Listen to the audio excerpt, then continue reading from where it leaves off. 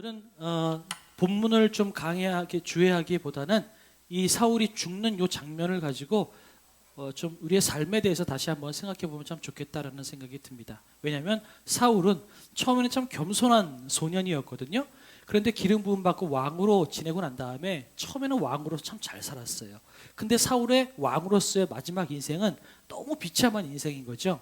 그런데 이 사울의 인생은 이스라엘의 역사이기도 하고요. 또한 오늘 살아가면서 이 사울의 인생을 살펴보고 있는 저와 여러분에게도 도전과 경고를 주는 삶이라고 저는 생각이 듭니다. 사울의 삶이 그만큼 어떤 메시지를 담고 있다는 생각이 들어서 사울의 삶을 보면서 우리가 어떻게 살아야 할지, 어떻게 인생을 마무리해야 할지를 한번 더 고민해보는 시간이 되었으면 좋겠다라는 생각이 들었어요.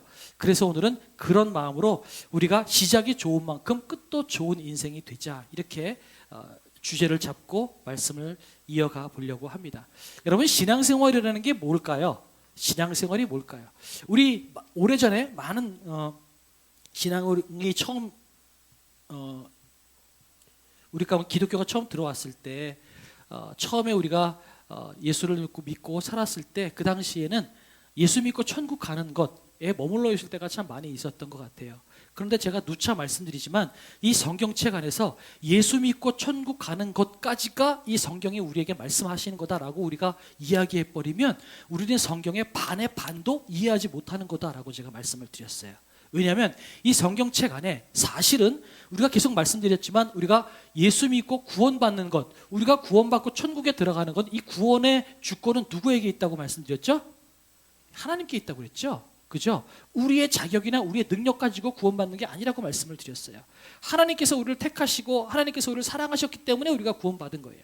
그런데 이 성경책에 있는 참 많은 분량들은 사실은 너 이렇게 하면 예수 믿고 구원받을 수 있어가 아니라 내가 너를 택했으니 너희는 이렇게 살아내라 라고 하는 하나님께서 우리에게 삶에 대한 문제를 더 많이 말씀하고 계시기 때문에 그렇죠.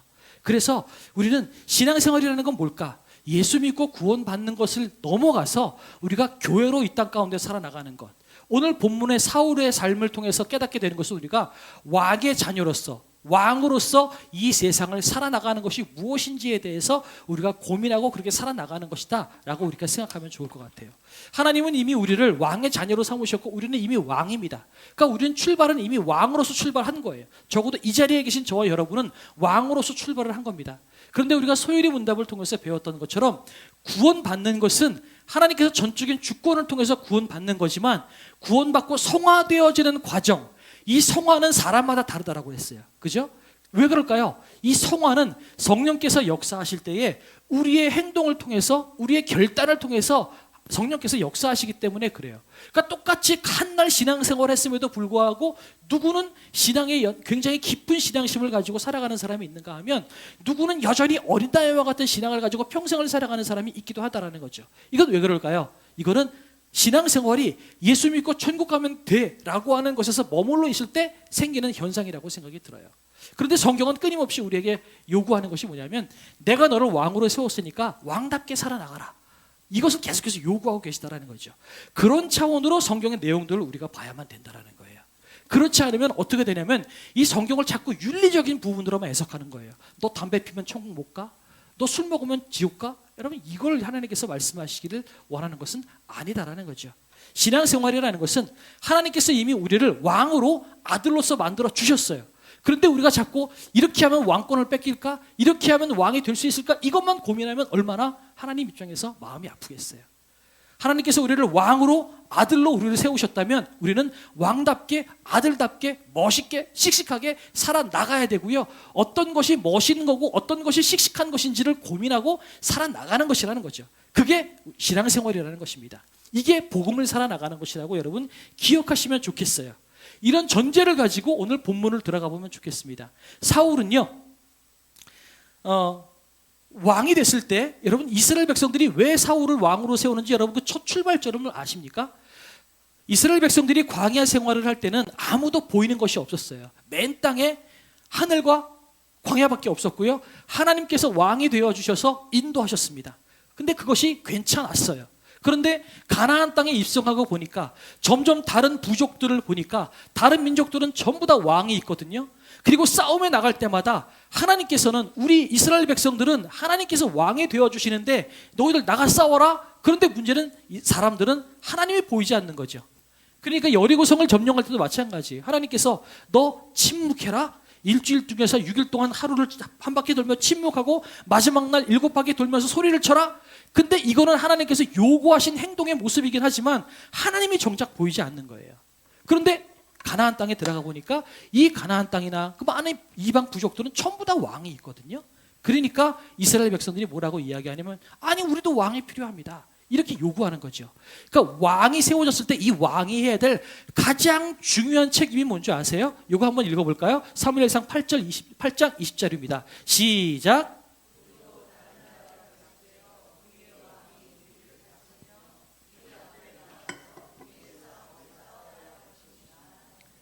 예, 이스라엘 백성들이 왕을 세워달라고 했던 이유는 뭐냐면요, 누군가가 우리를 대신하여 우리 앞에서 싸우는 사람이 필요하다는 거예요. 그런데 이미 하나님께서 이스라엘 백성의 앞에서 싸우고 계심에도 불구하고 이스라엘 백성들은 앞에 보이지 않는 거죠. 하나님이 보이지 않으니까 보이는 왕을 우리에게 세워달라는 거예요. 그러니까 이런 출발점에서 왕이 세워졌기 때문에 왕이 자기의 왕권이 흔들릴 수 있는 가장 위태로운 상황은 어떤 상황일까요? 싸움에서 졌을 때예요. 맞아요. 그러니까 전쟁이 이 사람이 왕이 될 수 있느냐 없느냐를 판가름할 수 있는 굉장히 중요한 포인트라는 거죠.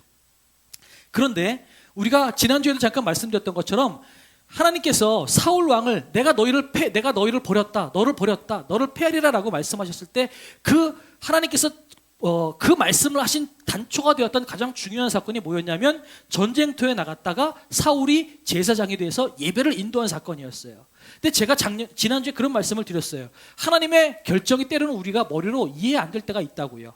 아니 왜 예배 하나 드린 것 가지고 왜 하나님께서 사울을 버리셨을까? 우리가 그런 질문을 제가 했었죠. 그러면 왜 사울이 예배를 드렸는지를 봐야 돼요. 단순히 사울이 사무엘 선지자가 오지 않았으니까 자기가 제사장이 돼서 예배를 드린 것 가지고 하나님께서 사울을 버린 것은 아니라는 거죠. 그 뒤에 이면에 뜻이 있는 거예요. 잠깐만요. 그 본문을 제가 넣었는지 모르겠는데 자, 이거 맞아요. 읽어볼까요? 11절이에요. 13장 11절이에요. 같이 한번 읽어보겠습니다. 시작.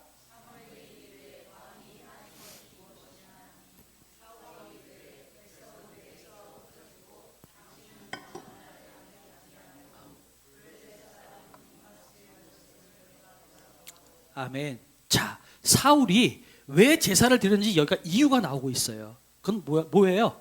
백성들이 나에게서 흩어질 것 같아서요.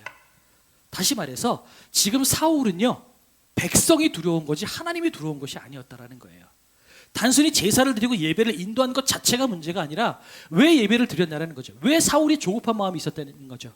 사울의 포커스는, 사울의 두려움의 대상은 하나님이 아니었던 거예요. 그래서 여러분 첫 번째, 하나님을 경외하는 왕.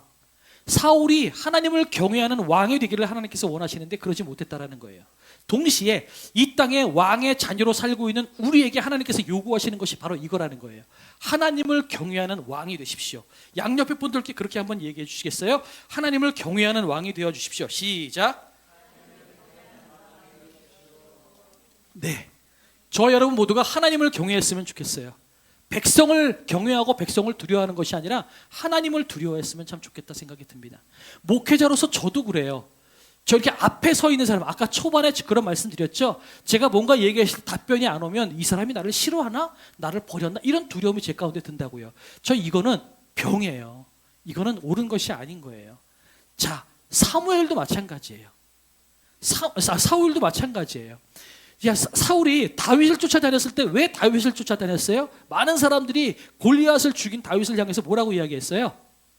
그죠? 천천히요 만만히요 이렇게 노래했잖아요.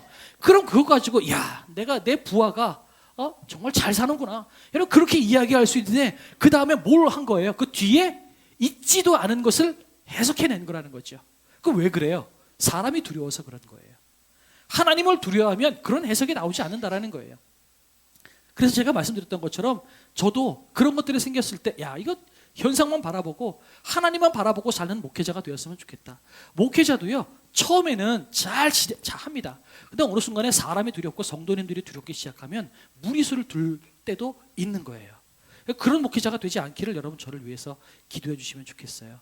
사람을, 여러분들을 두려워하는 목회자가 아니라 하나님을 두려워하는 목회자가 될 수 있도록 기도해 주십시오. 그래서 많은 교회에요, 요즘 들어서 교회마다 없어지는 많은 설교 내용이 있다고 그래요. 무슨 설교가 없어질까요? 죄에 대한 설교가 없어졌고요, 지옥에 대한 설교가 없어졌대요. 그리고 맨 설교 때마다 복 받을 겁니다, 잘 될 겁니다, 당신들 괜찮습니다. 물론 그 말씀도 전해야 되겠죠. 하나님께서 그걸 원하시니까요. 그러나 우리는 균형이 있어야 돼요. 죄와 지옥에 대한 설교도 필요하다는 거예요. 그런데 왜 그게 없어졌을까요? 그거 하면 성도님들이 떠나가니까요. 그러니까 사람들이 무서우면 점점 예배가 희석되기 시작하는 거죠. 그것처럼 저도 하나님을 두려워하고 성도를 두려워하지 않는 저가 되었으면 참 좋겠다라는 생각이 들어요. 변하지 않는 목회자가 되었으면 좋겠다라는 생각이 들어요. 언젠가 제가 변하게 되면 말씀해 주시면 참 좋겠다 생각이 들어요. 두 번째, 사울은 하나님의 음성을 듣는 그런 왕이 되어야 되는데 하나님의 음성을 듣는 왕이 아니었다라는 거죠. 왜냐하면 사울 왕이라고 하는 이 사울의 이름에 사실은 듣다라고 하는 뜻이 들어가 있어요. 솔로몬이 왕이 되었을 때 솔로몬이 1000번제를 드리고 나서 하나님께서 솔로몬의 꿈속에 나타나셨죠. 그리고 하나님께서 내가 뭐 주랴? 금도끼 주랴? 은도끼 주랴? 그렇게 물어보셨을 때 솔로몬이 뭘 달라고 그랬죠? 지혜를 달라고 그랬죠. 지혜가 뭔지 아세요? 듣는 마음이에요. 그러니까 지혜는 어디서 나오냐면 잘 듣는 것에서부터 출발하는 거예요. 하나님의 말씀을 잘 들어야 내가 지혜가 생기고요, 사람의 소리를 잘 들어야 내가 지혜가 생기는 거예요. 사람의 소리를 듣지 않고 귀를 닫아버리기 시작하면 고집불통이 될 수밖에 없는 거예요. 지난주에 사울에 대해서 말씀드렸던 것처럼 많은 사람들이 그거 맞지 않습니다. 다윗을 쫓아가는 건 논리적으로 맞지 않습니다. 그럼에도 불구하고 사울은 다윗을 쫓아가 죽여야만 되는 거죠. 귀를 막았기 때문에. 왜 그렇죠? 하나님의 음성을 듣지 않았기 때문에 그래요. 사울은 듣다라는 뜻을 가지고 있는 거예요. 그러니까 하나님께서 사울을 세웠을 때 내 말을 듣는 사람, 내 말을 듣는 왕을 하나님께서 세우기 원하셨는데 사울이 듣지 않았다라는 거죠. 나중에 하나님께서 솔로몬이 왕이 되고 나서 솔로몬이 내가 듣는 마음을 얻기를 원합니다라고 했을 때 하나님께서 얼마나 기뻐하셨어요. 하나님께서는 우리가 하나님의 음성을 듣기를 원하십니다. 그런데 우리가 안 듣기 시작하면 우리의 삶이 망가지더라는 거죠. 저와 여러분 모두 다 하나님의 음성을 듣는 자가 되기를 원합니다. 아멘이십니까?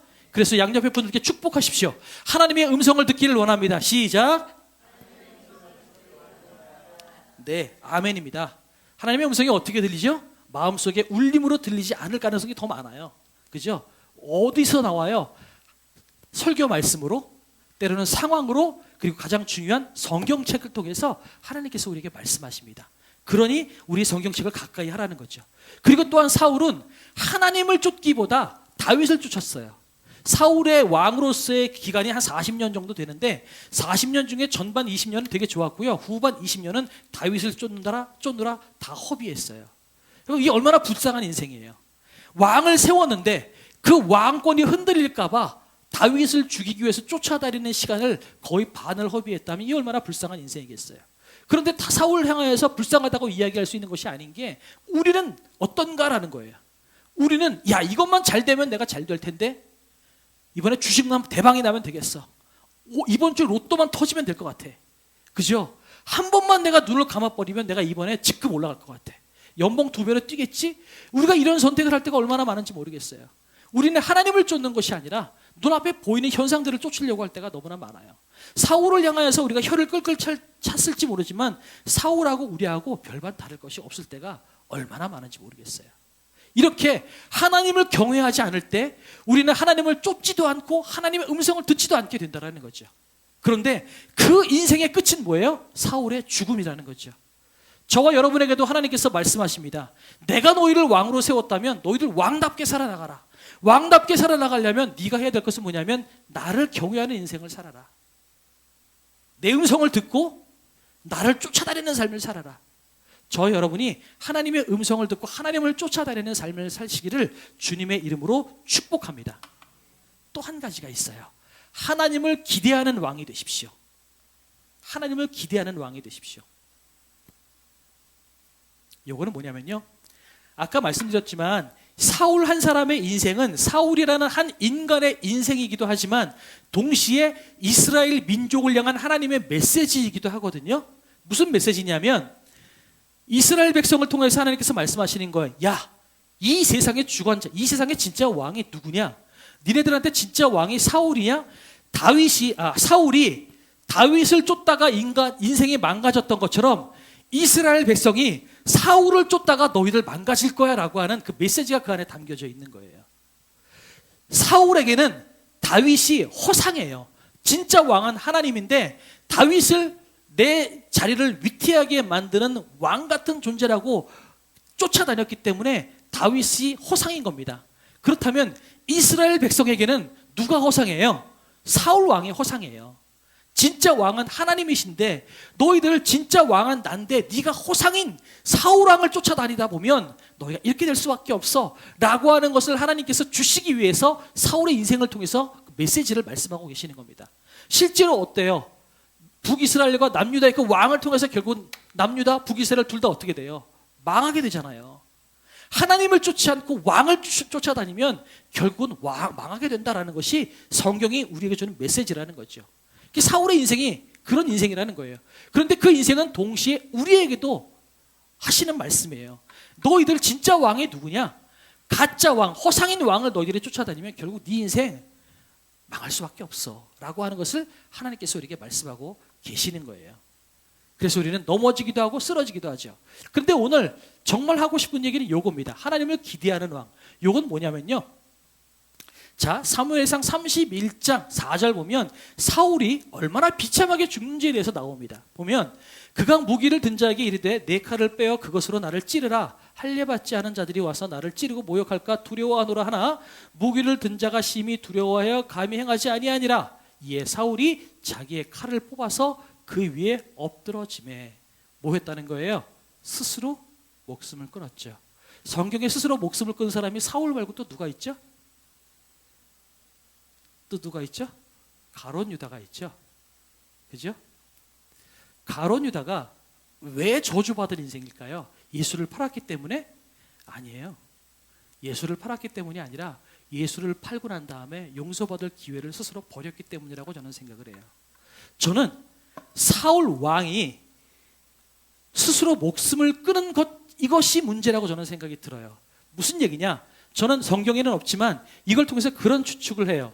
사울 왕이 만약에 이 상황에서 죽지 않았다면, 스스로 목숨을 끊지 않았다면, 저는 하나님께서 어떤 모양으로든, 물론 왕은 다윗을 세웠을지 모르지만 그러나 사울의 인생을 하나님께서 나름대로 하나님께서 그 길을 축복하셨을 거라 생각이 들어요.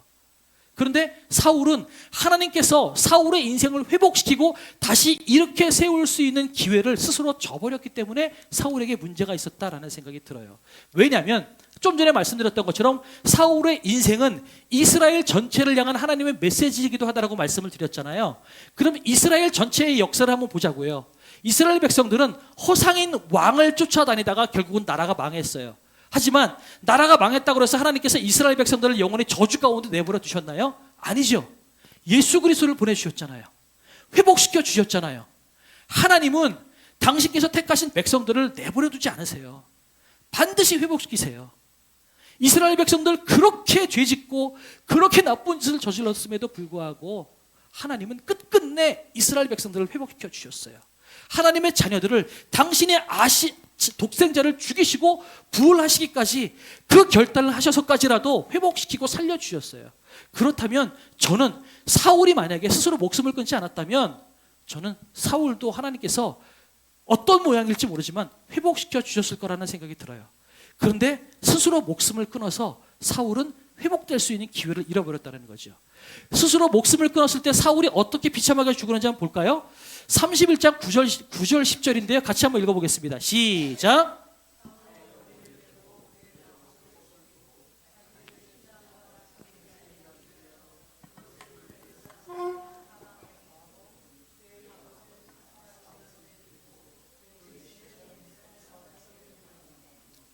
네, 어떻게 됐어요? 참수당했어요. 사울이 죽었다는 사실을 알고 그 시신을 가져와서 참수했고요. 보세요. 몸을, 그 시신을 성벽에 못 박았대요. 얼마나 비참한 거예요. 나중에 보면요, 사울의 시신을 가지고 와요. 가지고 와서 사울의 시신을 매장을 하는데요. 여러분, 이스라엘 백성들 가운데 매장이 있을까요? 매장할까요? 화장을 할까요? 화장이 있을까요? 없을까요? 없겠죠. 근데 있대요. 보니까 어떨 때 화장을 하냐면요, 그 몸이 심하게 훼손됐을 때, 너무 심하게 훼손됐을 때는 그 몸을 매장하지 않고 화장한다고 합니다. 보통 굴 속에다가 집어넣잖아요. 그죠? 그래서 썩을 때까지 놔두고 뼈를 나중에 추려서 다시 보관하는데, 그렇게 하는데요. 사울은 화장을 합니다. 왜 화장해요? 너무 훼손해서. 그러니까 그만큼 사울의 마지막은 비참했다라는 거죠. 그것을 굳이 성경이 이야기하고 있는 것은 너희가 하나님의 회복을 기대하지 않고 스스로 그 길을 걸어가게 되면 결국은 이렇게 비참한 인생을 살 수밖에 없다라는 것을 성경이 이야기하고 있어요. 그래서 저는 진짜 왕이라면 뭐예요? 하나님을 기대해라는 거예요. 무슨 말이냐면 우리는 왕이 됐음에도 불구하고 넘어지는 거 하나님께서 아셔요. 하나님보다 사람을 더 두려워하는 그런 우리의 본성과 습성이 우리 가운데 있다는 거 아셔요. 죄 짓는 것도 아시고요. 넘어지는 거 아세요. 그러나 그럼에도 불구하고 내 연약함을 가지고 하나님 앞에 나올 때 하나님은 우리를 회복시키시는 하나님이세요. 다윗을 보세요. 밧세바와 간음하고 자식을 낳았을 때 어떻게 했어요? 하나님께서 다윗에게 너 죄졌어, 너 잘못했어 라고 했지만, 그러나 하나님은 다윗을 살려주셨잖아요. 회복시켜 주셨잖아요. 그리고 하나님은 다윗에게 넌 내 마음에 쏙 든다 말씀하셨잖아요. 사울하고 다윗하고 어찌 보면 사울이 훨씬 더 죄 분량으로 보면 적어 보여요. 다윗이 훨씬 더 저지른 게 너무나 많아요. 그런데 그 모든 것 가운데 다윗이 하나님의 마음에 합할 수 있는 이유는 그럼에도 불구하고 하나님 앞에 나갈 수 있는 용기가 있었다라는 거죠. 하나님을 기대하고 나를 회복시키시는 하나님을 소망할 수 있는 그 마음이 다윗에게 있었다라는 거예요. 사울은 그게 없었어요. 그래서 결국은 자기 목숨을 스스로 끊어버리는 그런 결정을 하게 됐다는 거죠. 이게 얼마나 불쌍한 거라는 거냐. 그래서 처음에 왕으로 세워졌지만 그러나 그 인생은 너무나 비참한 인생으로 끝난 것처럼 하나님께서 오늘 우리에게도 말씀하시는 거예요. 너희들 네 인생 가운데 나를 경외하는 삶을 살아라. 그리고 넘어지고 쓰러질지 모르지만 너희들 나를 기대해라. 너희가 약할지 모르지만 나는 너를 회복시키고 나는 너를 이렇게 세울 것이다. 물론 그 과정 가운데 때로는 매질을 하시기도 하고요, 때로는 우리에게 벌을 내리시기도 하겠지만, 그러나 매질과 벌조차도 하나님은 우리를 더 좋아지게 하기 위해서, 강해지게 하기 위해서, 낫게 하기 위해서 우리를 회복시키시는 과정일 뿐이지 우리를 버리시는 것이 아니라는 거예요. 그래서 여러분, 구약 성경을 볼 때 이 얘기를 보면서 우리가 처음에 신앙생활이 뭡니까? 라고 제가 여쭤봤을 때 여러분, 예수 믿고 구원받고 천국 가는 겁니다, 이게 아니라고 말씀을 드렸잖아요. 그 정도에서 우리가 신앙생활을 다 해석을 해버리면 오늘 이 본문을 보면서도 우리는 어떤 질문을 하게 되면 사울이 지옥 갔을까 천국 갔을까, 그런 생각하죠. 이스라엘 백성들이 출애굽했지만 가나안 땅에 1세대는 다 못 들어갔잖아요. 그럼 그것 가지고 이스라엘 백성들은 천국 갔을까 지옥 갔을까, 우린 그것을 질문하게 되잖아요. 그런데 구약 성경이 우리에게 이야기하고 있는 건 그것은 하나님께서 우리를 구원하시고 이끄시는 방법에 대한 그냥 예표일 뿐이지 그것이 진짜 전체를 이야기하고 있는 것은 아니에요. 그러니까 이스라엘 백성도 출애굽 1세대가 광야에서 죽었다고 해서 이 사람들이 천국 갔을까 지옥 갔을까 이걸 우리가 질문할 필요는 없는 거예요. 이걸 통해서 사울이 천국 갔을까 지옥 갔을까 우리가 이것을 물어보지 말라는 거죠. 한번 질문해 볼까요? 출애굽 1세대가 천국 갔을까요? 지옥 갔을까요? 성경에 나오진 않죠. 그죠? 근데 추측하는 게 있어요. 모세가 천국 갔을까요? 지옥 갔을까요?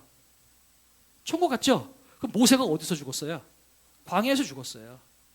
그래서 이제 많은 분들이 출애굽 1세대도 물론 가나안 땅에 들어가지 못했지만 가나안 땅에 들어가지 못한 것을 천국에 못 들어갔다고 해석하는 것이 아니라 우리가 천국에 들어가지 못하는 그 상황에 대해서 예표로 보여주시기 위해서 한 것일 뿐이지 출애굽 1세대도 하나님께서 택하신 백성이고 천국 갔을 거다라고 해석하기도 합니다. 그러나 중요한 것은 천국 갔을 거냐 안 갔을 거냐 이걸 묻지 말라는 거예요. 하나님께서 당신께서 택하신 백성을 어떻게 이끌고 나가시느냐 요거를 성경을 통해서 우리가 보라는 거예요. 하나님은 우리를 왕으로 세우셨어요. 저와 여러분은 출발점은 다 왕이에요. 그런데 우리의 마지막은요, 우리가 신앙생활을 하면 할수록 누구는 신앙생활을 잘하는 분이 계시고요, 누구는 여전히 어린아이와 같은 신앙생활을 하기도 하다라는 거예요. 무엇을 통해서? 하나님을 얼마나 경외하느냐, 하나님을 얼마나 쫓아다니느냐, 하나님의 음성을 얼마나 듣느냐, 또한 내가 쓰러지고 넘어졌을 때 얼마나 나를 회복시키시는 하나님을 기대하고 소망하느냐, 여기에 따라서 우리의 삶이 변화되더라라는 것입니다. 이것이 거룩의 정도라는 거죠. 여러분, 우리 시작이 다 좋아요. 그러나 우리의 끝도 다 좋았으면 좋겠어요. 우리 중에 어느 누구도 사울처럼 그 끝 인생이 비참하지 않았으면 좋겠어요. 물론 천국 갈 수 있겠죠. 천국은 다 가실 거예요. 그러나 여러분, 천국 가기 전까지 실컷 인생 통해서 두드려 맞다가 여러분 천국 가면 좋겠어요? 그죠? 이왕이면 잘 살다가 복 주시고 하나님께서 인도하시니까 인도하심을 누리다가 멋있게 살다가 왕처럼 떵떵거리고 살다가 여러분 천국 가는 게 훨씬 낫지 않겠어요? 그래서 전 기도해요. 하나님, 저 살아계실 때 예수님 다시 오십시오. 무덤에서 자다가 천국 가는 것보다 살아서 열심히 살다가 천국 가면 더 멋있겠습니다. 누구는 싫어할 수도 있겠지만 그렇게 여러분 저와 기도하면 좋겠어요. 그렇죠? 하나님께서 저와 여러분은 하나님 왕의 자녀로 아들로 만들어 주셨습니다. 그렇다면 우리가 이제부터 해야 되는 건 뭐냐면요, 왕이 될까? 왕권이 떨어질까? 아들에서 박탈당할까? 이걸 고민하며 살아나가는 것을 하나님께서 원치 않으세요. 사울이 그렇게 살다가 인생 망했잖아요. 하나님께서 우리에게 원하시는 것은 왕으로 세워주셨다면 어떤 왕이 될 것이냐, 이것을 고민하고 살아나가라는 겁니다. 하나님의 자녀가 되었다면 어떤 아들이 될 것이냐, 이것을 고민해 나가라는 거예요. 결혼식장 가서 제가 주례할 때마다, 몇 번 하지도 않았지만 할 때마다 똑같은 멘트를 해요. 뭐냐면 여러분, 지금 결혼식 너무 화려합니다.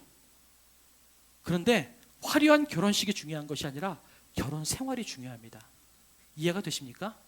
아무리 1억, 2억을 들여서 결혼식을 했다 할지라도요, 그 삶이 결혼할 만한, 부부로서 살아갈 만한 준비가 되지 않으면 그 가정 깨지는 거예요. 결혼식을 아무리 가난하게 하고 아무리 주례사도 제대로 하지도 못하고 그냥 가난하게 시작했다 할지라도 그 둘이가 준비가 돼서 결혼 생활을 잘하면 그 삶은 천국과 같은 가정이 되는 것이죠. 그런데 많은 사람들이 되는 것에만 자꾸 포커스를 맞춰요. 천국 가는 것, 왕이 되는 것, 아들이 되는 것. 그런데 천국 가는 것, 왕이 되는 것, 아들이 되는 것은 다 누구의 주권이에요? 하나님께서 하시는 거예요. 근데 자꾸 하나님께서 하시는 것에 대해서 자꾸 걱정하고 근심하고 있어요. 근데 하나님은, 야, 이건 내가 다 하는 건데 너는 그 다음을 생각해라. 네가 왕이 됐으면 왕답게 어떻게 말할 것이고, 어떻게 걸을 것이고, 어떻게 나라를 다스릴 것이고, 이걸 생각해야지. 내가 너희를 결혼하게 했으면 남편과 아내로서 어떻게 살아갈 것이며, 어떻게 밥을 먹을 것이며, 어떻게 대화를 할 것이며, 이걸 고민해야 되는데 왜 결혼식장에서 꽃을 2개 놓을 거냐, 3개 놓을 거냐, 이걸 고민하고 있단 말이죠. 하나님께서는 우리에게 말씀하십니다. 너 시작은 좋은데 그 좋은 시작은 내가 하는 거야. 그런데 나는 너희가 다 끝이 좋았으면 좋겠어 라고 하나님께서 우리에게 말씀하십니다. 저와 여러분 모두가 끝이 좋았으면 좋겠습니다. 아멘이시죠? 사실 결론적으로 말씀드리면 우리의 끝은 다 좋습니다. 왠 줄 아세요? 죽으면 다 영화롭게 변하거든요. 저는 여기서 또 기적이 있어요. 이게 참 멋있는데 뭐냐면, 여러분이 이해하기 쉽게 좀 이것을 점수로 말씀을 드릴게요. 자, 100점짜리 인생이 완전히 성화된, 진짜 거의 예수님에 준하는 정도로 정말 멋있게 살아가는 분을 100점이라고 본다면, 점수를 말씀드리는 게 정말 이게 무리가 될 수 있겠지만 그래야 여러분 이해하기 쉬울 것 같아요. 어떤 분은 평생 어린아이와 같이 20점, 30점짜리 신앙생활을 하시는 분이 계세요. 어떤 분은 나날이 거룩해지고 나날이 그 말씀을 순종하면서 점점 점수가 올라가는 사람이 있어요. 그래서 죽기 직전에 89점, 90점이 된 분도 계세요. 그러면 20점짜리가 죽는 것과 90점짜리가 죽었을 때 어떻게 될까요? 둘 다 영화로운 몸으로 변화된다라고 얘기해요. 영화롭게 변화된다라고 이야기해요. 전 여기에 놀라운 하나님의 기적이 있고 은혜가 있다고 생각이 들어요. 하나님은 20점짜리를 할지라도 그 영혼과 육신이 떠나가는 순간 영화롭게 변한다고 말씀하세요. 물론 20점짜리는 영화롭게 변하면서 어떤 마음이 들까요? 부끄럽겠죠. 그래서 우리 여기서 우리 총신 우리 교단이 아니고 감리교단에서는 이것을 부끄러운 구원이라고 표현을 하거든요. 뭐냐면 내가 이렇게 영화롭게 변했지만 영화롭게 변할 만큼 내가 그렇게 살지 못했거든요. 그러니까 너무 부끄럽다 이런 거죠. 막 그런 뭐 여러 가지 표현이 있긴 하지만 결론적으로 말씀드리면 저와 여러분은 모두 다 끝도 좋을 겁니다. 아멘이시죠? 끝도 좋을 거예요. 그러나 감리교식의 표현을 따진다면 부끄러운 구원은 받지 않았으면 좋겠어요. 부끄럽게 영화로운 자리로 가지 않았으면 좋겠어요. 20점짜리까지 내내 평생 살다가 영화로운 몸으로 가지 말고요. 멋있게 살아가 보자는 거죠. 평생 두들겨 맞다가 천국 가지 말고요. 더 멋있게 왕답게 호령하고 열방을 치유하며 행진하는 그런 왕으로서 저 여러분이 살아나갔으면 좋겠어요. 나 어떻게 하면 잘 살까? 나 어떻게 하면 부자 될까? 평생 요것만 가지고 전전긍긍하다가 살아가는 인생이 아니라 하나님 열방을 주십시오. 이 땅을 주십시오. 여러분 지금 여름 수련회잖아요. 전 세계 전국 각지에서 얼마나 청년 수련회, 청소년 수련회, 얼마나 많은 수련회가 있는지 모르겠어요. 근데 그 수련회마다 많은 사람들이 이렇게 노래하며 기도해요. 열방을 치유하며 행진하는 내가 하나님의 자녀가 되게 해주십시오. 이렇게 멋있는 사람이 되었으면 좋겠어요. 치앙마이에 이번에 가는데 이 선교사님이 80이 넘으신 여자 선교사님이세요. 평생 결혼 안 하시고 혼자서 살아신 선교사님이신데 이분이 저한테 비전을 말씀하시는데 선교센터를 짓고 싶대요. 근데 제가 가만히 계산해 보니까 이분이 연세를 봤을 때 이분이 이거 안 될 것 같은데 그런 생각이 드는 거죠. 얼추 보면 100억 원 이상이 드는 어마어마한 프로젝트를 갖고 기도하고 계시는데 이걸 위해서 절더러 행정적인 일을 좀 도와달래요. 근데 저는 선교사님 이거 선교사님 차마 이제 그 다음 말씀 못 드리고 근데 선교사님이 알아서 말씀하세요. 맞아요. 내 때는 안 돼요. 하지만 내가 시작하면 하나님께서 마무리하실 것입니다. 내 다음 때건 그 다음 때건 마무리할 겁니다. 그러면서 치앙라이에 100억 원이 넘는 어마어마한 선교센터를 짓겠다고 하시는데 이거를 위해서 모금을 하겠다고 지금부터 돌아다니고 계시는 거예요. 만약에 제가 나 지금 아파트 좀 살게 지금 도와주세요. 그리고 제가 모금하겠다가 돌아다니면 얼마나 추레해요. 그죠? 근데 하나님의 나라와 하나님의 영광을 위해서는 80, 90이 됐어도요. 여러분 하나님의 일을 위해서 여러분 헌금하십시오. 이런 말이 나올 수가 있는 거예요. 그래서 그 선교사님 보면서 큰 그릇이다. 대단하시다. 그런 생각이 들었었어요. 여러분 하나님의 일하심을 기대하고 하나님을 의뢰하는 삶을 살아나가면 이렇게 담대해져요. 당당해질 수 있어요. 멋있는 인생을 살 수가 있어요. 하나님을 위해서 살아가는 저와 여러분이 되면 좋겠습니다. 하나님을 경외하는 삶을 사십시오. 그리고 넘어지고 실패하는 것에 두려워하지 마십시오. 넘어지고 실패하더라도 하나님께서 여러분을 다시 한번 회복시켜 주실 것입니다. 하나님을 기대하는 삶을 살았으면 좋겠어요.